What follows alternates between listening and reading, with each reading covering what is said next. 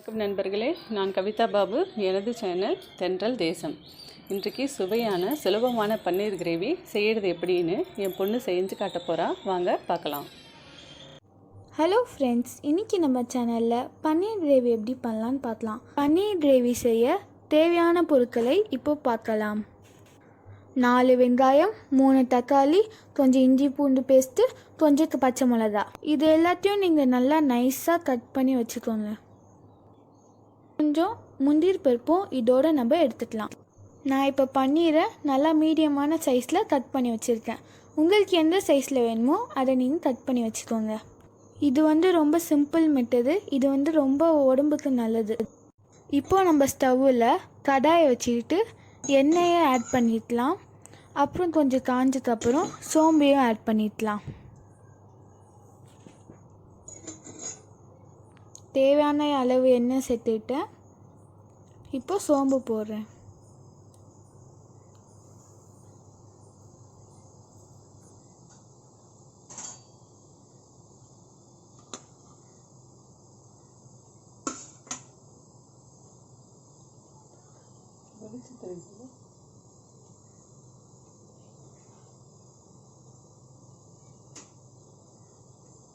இப்போ நம்ம சின்ன சின்னதாக கட் பண்ணி வச்சுருக்க வெங்காயத்தை ஆட் பண்ணிக்கலாம். ஸ்டவ்வை கொஞ்சம் சிம் பண்ணிக்கோங்க.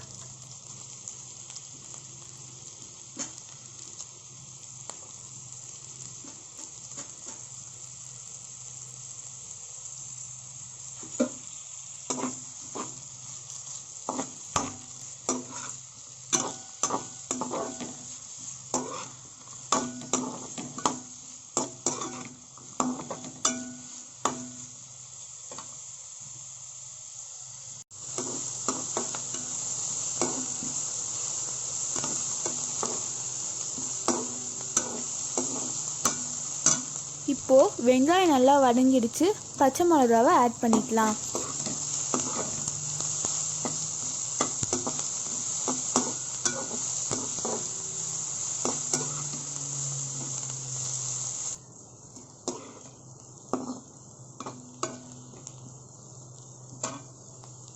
இப்போது வெங்காயமும் பச்சை மிளகாவும் நல்லா வதங்கிடுச்சு. இப்போ நம்ம மஞ்சத்தூள் சேர்த்துக்கலாம். இப்போ நம்ம மிளகாத்தூள் சேர்த்துக்கலாம். நல்ல கலர் வரணும்னா காஷ்மீரி சில்லி பவுடரும் சேர்த்துக்கோங்க. இப்போ இதை நல்லா மிக்ஸ் பண்ணிக்கோங்க. மிளகாத்தூள் வாசனை போகிற வரைக்கும் நல்லா வதக்கணும்.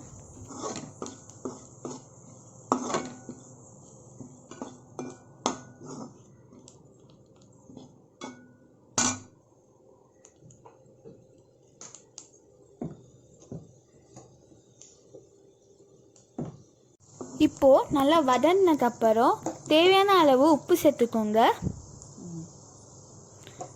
உப்பு சேர்த்ததுக்கப்புறம் நல்லா வதக்கிக்கோங்க.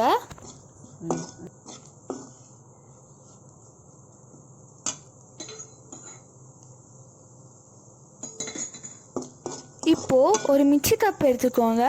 அதில் நம்ம கட் பண்ணி வச்சுருந்த தக்காளி, இஞ்சி பூண்டு பேஸ்ட்டு, அப்புறம் முந்திரி சேர்த்துக்கோங்க. அது நல்லா திக்காக அரைச்சி எடுத்துக்கோங்க.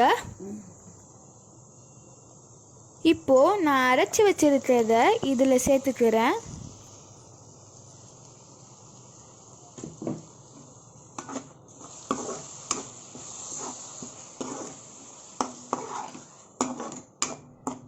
இப்போ எல்லாத்தையும் ஒன்றா கலந்து விட்டு நல்லா வதக்குங்க.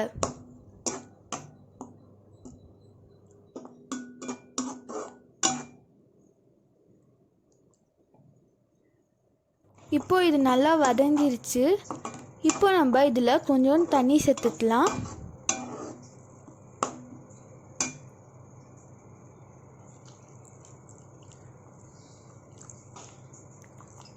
தண்ணி சேர்த்தின பிறகு ஒரு வாட்டி வதக்கிக்கோங்க.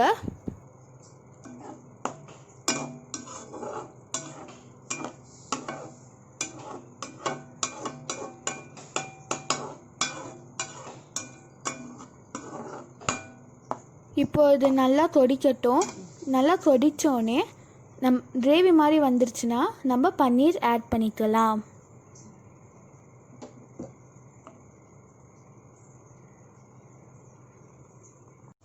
இப்போ பாருங்கள் ஃப்ரெண்ட்ஸ், நல்லா கொதிச்சிருச்சு.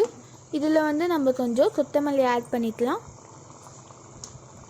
கொஞ்சம் கொத்தமல்லி ஆட் பண்ணோன்னே கொஞ்சம் கொதிக்கட்டும்.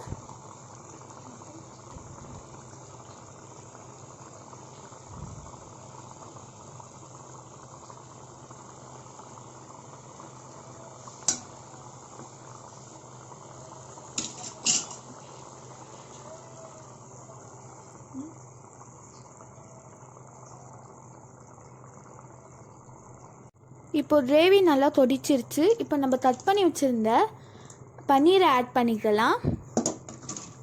பன்னீர் ஆட் பண்ணோன்னே நல்லா மிக்ஸ் பண்ணிக்கலாம். கிரேவி எல்லா பன்னீர் மேலேயும் ஸ்ப்ரெட் பண்ணிக்கோங்க.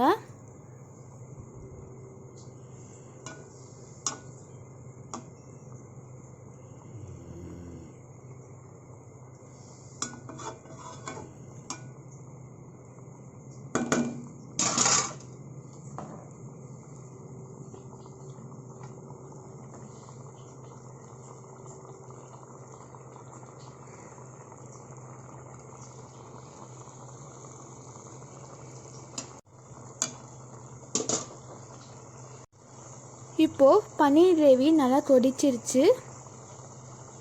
நம்ம இப்போ கீழே இறக்கி வச்சிடலாம்.